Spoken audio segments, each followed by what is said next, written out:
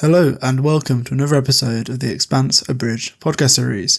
Today I got chapter 42, which is a Miller chapter, and we're kind of continuing straight from literally the same sentences as the previous chapter with Holden, with Miller shooting Dresden. So obviously the background is that the boys have attacked Fourth Station, which is the proto-gen kind of base where they're doing a lot of this research, and where they kind of are monitoring a load of the information coming out of Eros. Obviously they did a big science experiment, turned everyone into zombies. And they've been speaking to Dresden, who's the big scientist who ran it, and he's kind of slowly convincing some people about how this is our shot to defend ourselves against aliens and unlock the human mind and body, etc. And then Miller fucking pops his ass. Because Miller's a fucking boy. So anyway, Dresden didn't see it coming. Even as Miller raised the pistol, the man's eyes didn't register a threat. All he saw was Miller with an object in his hand that happened to be a gun. "Miller," Holden shouted from a great distance. "Don't." Pulling the trigger was simple. A soft click, the bounce of metal against the glove, cushioned palm, and then 2 more times. And then Miller double taps his chest as well. So he pops this bloke 5 times, I think. And as the OPA soldiers were all looking at each other, or at Miller, surprised, even after the press of the assault by the sudden violence, Naomi and Amos were looking at Holden, and the captain was staring at the corpse. Holden's injured face was set as a mask, fury, outrage, maybe even despair. Miller understood that. Doing the obvious thing still wasn't natural for Holden. Only Fred didn't flinch or look nervous. "What the fuck was that?" Holden said. It's obviously Holden is like, "What the fuck, mate? You can't just do that. You can't be Judge Dredd. You can't be Judge, Jury, and Executioner."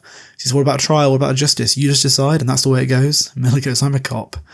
Holden says, Are you even human anymore?" is the question. And Fred kicks in and is like, "All right, gentlemen, I understand still got a stripper station, we've got prisoners, etc." And Holden goes, "Hey, Miller, yeah, find your own ride home." Regret tapped gently at Miller's heart, but there was nothing to be done about it. Miller turned to Fred. "Hitch a lift? You're wearing our colours, we'll get you as far as Tycho." "You know it had to be done." Fred didn't reply. There wasn't anything to say. So big opening right there. So Holden's like, "Right, you're not coming back with us. That's you're not on my ship anymore." And despite that, Miller knows it was supposed to be done, and he can turn to Fred, and Fred also kind of agrees that had to be done. But was it already without any judgment or being sentenced to execution by a trial? And that's the point, because Miller's he just sees the end point, and he sees that Dresden's lies were starting to almost work, so he has to take action. So Fourth Station was injured but not dead. So at this point, they've taken over the station. Everyone else has been kind of arrested, put in prisons, whatever. And it takes 40 hours rather than, when it should have taken 20, to do a normal prisoner and get everybody out. Because the OPA guys were just way out of their depth, is the point. So they couldn't, people were hiding knives, people were hiding rope, being able to strangle people still. In 5 hours, Miller found over 20 hidden blades on the science crew alone. They are all, high-functioning sociopaths. But the point is that it's a bizarre situation, and obviously the OPA aren't exactly professional soldiers. So they strip the station. And the idea is to get out before anyone even knows what's going on. As they're doing so, Miller's thinking about the phrase post-human after Holden said, "Are you even human anymore?" And it says it's a word that came from the media every 5 or 6 years, and it meant different things every time. Neural regrowth hormone, post-human. Sex robots with inbuilt pseudo-intelligence, post-human.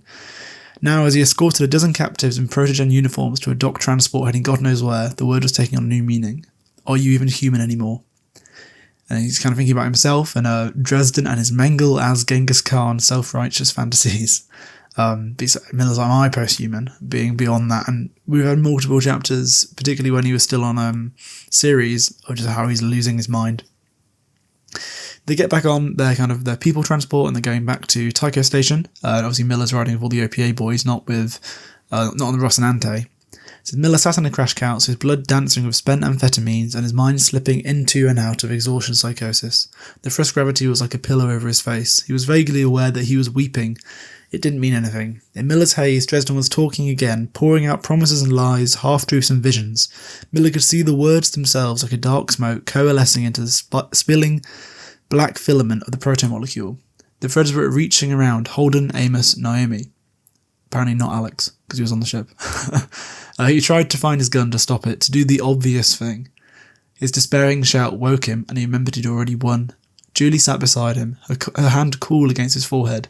Her smile was gentle, understanding, forgiving. "Sleep," she said, and his mind fell into the deep black. So I quite like that as a way of kind of how he's rationalising things. Like he kind of cares about them in his own like weird fucked up way, like through the Rocinante, and he's trying to protect them by doing the things they wouldn't do. But obviously they don't like it. So it's an interesting way he's looking at it. And he still gets sad about it, like how it hurts when he said Holden was like, you can't get on my ship, etc. That kind of balancing of the post-human idea, which is fun. Then we actually cut forward a couple of weeks in time. It was Miller's 10th morning back on Tycho Station, his 7th hot bunking in Diogo's closet-sized apartment. Fish and company start to smell after 3 days. And so after 7 days, he's chilling at this little dude's apartment. Bearing in mind, you imagine how small that would be with general space vibe. He leaves. And he's got a bit more money from Fred. Fred Johnson kind of paid everyone who did the Tycho Station attack. And so he's got a bit of money to kind of splash and get some food, etc. He's kind of walking on the station. You get a bit of description about the war that's still going on, because obviously Mars and Earth are kind of fighting, or there's stuff going on, like minor conflicts. And Miller was like, I'd expect this like secret station attacked by the OPA to be on the news, but it never comes up. So the Martian Navy had been attacked by belters. 1/2 ton of accelerated gravel had forced 2 of the battleships to change course, and Earth's blockade of Mars was entering its 3rd month. Obviously, the Martian Navy's all in the belt, kind of trying to control them. And it's really only the Earth Navy's numerical superiority, because the idea is all their ships are old and shit, while Mars is new and flashy, is kind of maintaining the siege of Mars, but it's just very brittle is the point. And Miller remarks, Earth was still the source of 1,000 things that couldn't be grown elsewhere, but if someone got happy or cocksure or desperate, it wouldn't take much to start dropping rocks down the gravity wells. So again, another illustration that you can just throw an asteroid, like they threw some gravel and it moved a battleship, you can just throw an asteroid at Earth and there's nothing they can really do about it. He thinks of an old joke. Miller didn't remember where I'd heard it. Girls at her own father's funeral, meets this really cute guy. They talk, hit it off, but he leaves before she can get his number. Girl doesn't know how to track the guy down, so a week later she kills her mum. It's a very Miller joke, that. So anyway, he's being nice and miserable. He's talking about all this post-human stuff, etc. And then he's chilling in a bar, obviously, because he's a legend.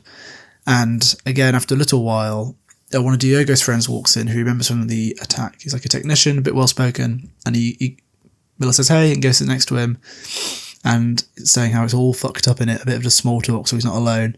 And the kid's drinking something so volatile it evaporates in front of you. Miller remarks, liquor doesn't make you feel better, just makes you not so worried about feeling bad. And he starts speaking to the kid. You figure the kid had killed somebody, probably on Foth Station, and it was sneaking up on him. But instead of telling the story, the kid took Miller's terminal, keyed in a few local codes, and handed it back. A huge menu of feeds appeared: video, audio, air pressure, and content radiological. So air pressure, so it's basically a video stream. It took Miller half a second to understand what he was seeing. They'd cracked the encryption on the Eros feeds. He was looking at the protomolecule in action. He was seeing Julia Andromeda Mau's corpse writ large. For a moment his imagination of Julie flickered beside him. If you ever wonder if you did the right thing, shooting that guy, the kid said, look at that. Miller opened a feed. A long corridor, wide enough for 20 people to walk abreast. The floor was wet and undulating, like the surface of a canal. Something small rolled awkwardly through the mush. When Miller zoomed in, it was a human torso, ribcage, spine, trailing lengths of what used to be intestines, and were now the long black threads of the protomolecule, pushing itself along on the stump of an arm. There was no head. The feed output bar showed that there was sound, and Miller undid the mute. The high, mindless piping reminded him of mentally ill children singing to themselves. It's all like that, the kid said, whole station crawling with it. So what's it doing? It's building something. So you've got a straight up absolute horror scene happening on that station that Miller's kind of just seen. And they talk a bit about it. The kid says, everyone thinks you're here for killing that guy. Everyone thinks we should push every last prisoner out of an airlock. And Miller kind of looks at the screen again and sees all these horrible black filaments and these corpses. Everyone thinks you're a fucking hero, the kid said. And this time it bit a little. Miller shook his head. Nah, just a guy that used to be a cop. So then he goes off to go see the gang from the Rocinante. So, why should going into a firefight, charging into an enemy station filled with people and automatic systems built to kill you, seem less frightening than talking to people who you shipped with for weeks? So he goes off to see him, but he's got little butterflies in his belly. And Amos and Naomi are at a table in a bar. No sign of Alex, no sign of Holden. He's like, hey, can I buy you around? The silence lasted a beat longer than it should have, and then Naomi forced a smile. Sure. Just one. We've got a thing for the captain. So they're this line. They don't really want to see him. They talk about the ship, how it's banged up, but it's airtight, so they can fly away, but they don't have anything to do. And apparently Fred is putting some pressure on them to stay, because obviously they're a gunboat and they're quite valuable. Naomi then leaves. It's like, come on, let's go, Amos. And says, you head out, Amos said to Naomi. I'll catch up. Naomi shot a confused look at the big man, but Amos only gave it back a smile. It could have meant anything. Her effort not to look back over her shoulder was visible. Miller looked at Amos. The lights gave the mechanic a slightly demonic appearance. So you think of all the kind of chapters we've had, Amos has never kind of taken the lead of Naomi. So it's incredibly ominous, like first reading it after 430 pages, apparently, going through this. And Naomi's a good person, Amos said. I like her, you know. She's like my kid sister, only smart, and I'd do her if she let me, you know. She's not like us, Amos said, and the warmth and humour were gone. That's why I like her, Miller said. It was the right thing to say, Amos nodded. So here's the thing, said Amos. As far as the captain goes, you're dipped in shit right now. Miller actually kind of whines like a little teenage boy. It's because I killed someone who needed it. The bitterness in his voice wasn't surprising, but it was deeper than he'd intended. And they basically talk about it. It's like, you kill people without like asking or discussing. That's fine on Eros when you had to kill all those zombies, and even then Holden didn't like it. But Fourth Station wasn't Eros. Next place we won't go won't be Eros either. And Miller asks, okay, if Captain doesn't want me there, what about the rest of you? So we don't want you around either. His voice wasn't hard or gentle. He was talking about the gauge of a machine part. His words hit Miller in the belly, just where he'd expected it. He couldn't have blocked them. Amos goes on, you and me, we're a lot the same. Been around, I know what I am, and my moral compass, I'll tell you it's fucked. A few things felt different when I was a kid, and I could have been one of those ass bandits on Foth. I know that. Captain couldn't have been. It's not in him. He's as close to righteous as anyone gets out here. And when he says you're out, that's just the way it is, because the way I figure it, he's probably right. Sure as hell has a better chance than I do. Okay, Miller said. Yeah, Amos said. Then he drinks his beer and walks off, without another word. And then returning to Miller, beside him, Julie Mao leaned on the table, just where Amos had been. So, she said, looks like it's just you and me now. Looks like, he said. And then the chapter ends. So it's a good one, that. I think it's interesting seeing how Miller's kind of affection for the Rocinante crew almost drives his choice. To do that kind of explains it, and he's upset he can't. Like, he feels like he's in the right. I know he's getting kind of wronged for it. And I think it's also, I really like that interaction of Amos, because they are like kind of so similar in their own way and the way they approach things. But also Amos just going like, these people they're my moral compass. They're better than me. They keep me straight. They keep me wired. And I know I could have been that other guy, which I think is a really interesting way. And also, obviously, in terms of plot development, you've seen the one where this station is now turning into something from like an Emperor's Children's ship from Warhammer, or Event Horizon levels of horror. And the protomolecule's building something, and we don't know what it's building. And now we don't have Dresden and all those nutters. There's no way of people trying to control it. It's just going to build this thing that it's programmed to do, and you don't really know why. It's very exciting. So I hope you enjoyed that as much as I did, and I hope you have a lovely week.